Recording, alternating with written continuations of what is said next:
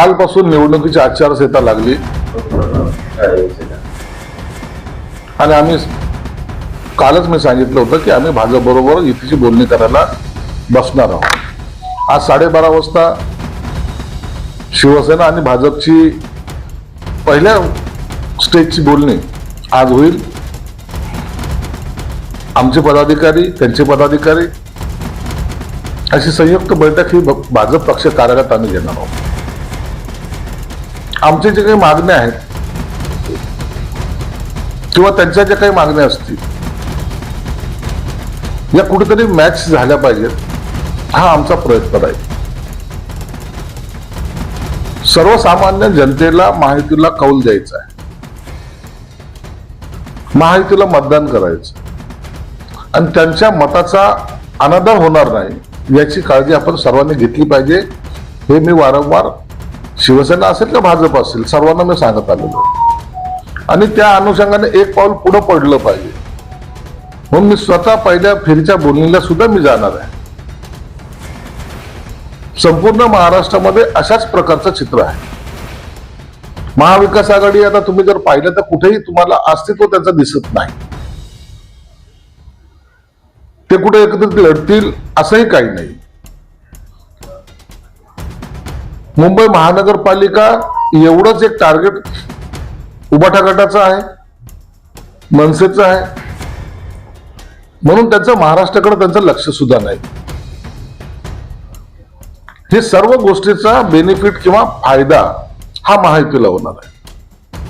म्हणून आता लोकांचं लक्ष महायुतीची युती कशी होते याकडे लागलेलं आहे. आमचे वरिष्ठ नेते मग देवेंद्र फडणवीस साहेब असतील, अजितदादा असतील किंवा आमचे एकनाथ शिंदे साहेब असतील, या सगळ्या गोष्टीचा विचार करून एक मजबूत युती करण्याचं ठरवतील असं आम्हाला वाटतं. एकनाथ शिंदे साहेबांनी तर वारंवार सांगितलेलं आहे. आम्हाला सुद्धा ज्या बैठकी घेतल्या त्या बैठकीमध्ये त्यांनी हे स्पष्टपणे सांगितलंय की काही झालं तरी आपल्याला महायुती बरोबर निवडणुका लढायच्या, एकत्रितपणे लढायच्या. म्हणून वाद नको, कोणताही संभ्रम नको आणि मजबूतीने या युतीचा भगवा या 29 महानगरपालिकेवर फडकला पाहिजे. हे सूचना एकनाथ शिंदे साहेबांनी आम्हाला दिलेल्या आहे. आता तुमची पहिली बैठक होणार आहे, तुम्ही काहीतरी प्रस्ताव देणार असाल किंवा ते तुम्हाला देतील. तुमच्या मनात काय की शिवसेनेने इथे किती जागा लढवाव्या? शिवसेना निश्चितच जास्त जागा लढवेल, कारण की शिवसेनेच्या पहिल्या जास्त जागा आहेतच ऑलरेडी. 2 नंबरवर भाजप आहे, 3 नंबरवर MIM आहे. या सगळ्या काँग्रेस तर अत्यंत खाली म्हणजे 4थ्या नंबरवर आहे, राष्ट्रवादी तर त्याच्याही खाली आहे.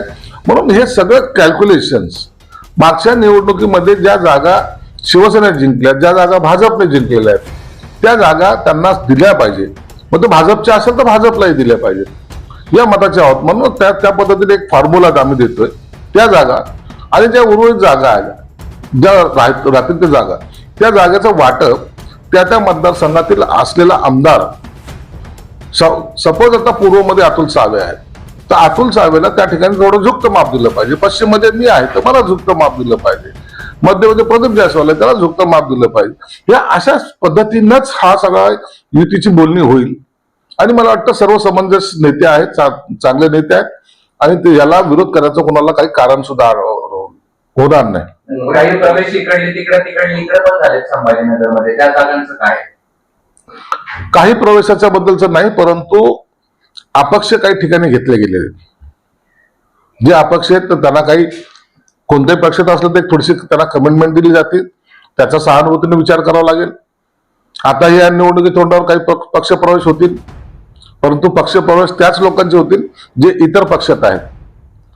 शिवसेनेचा भाजप घेणार नाही किंवा भाजपचा शिवसेना घेणार नाही, हे ठरलेलं आहे आमचं. त्यामध्ये कुठेही बदल होणार नाही. म्हणून तो कार्यकर्ता जो उबाटात असेल, काँग्रेसमध्ये असेल किंवा इतर पक्षात असेल, तो आला तर त्याच्याबद्दल काय सहानुभूतीने घ्यायचा किंवा काय त्याचा निर्णय घ्यायचा हे पक्ष त्या पक्षाचे नेते ठरवतील. मुंबईमध्ये दिसू लागले जे हिंदुत्वाचे नाही झाले ते मराठी माणसाचे काय होणार, मुंबईकर जागा हो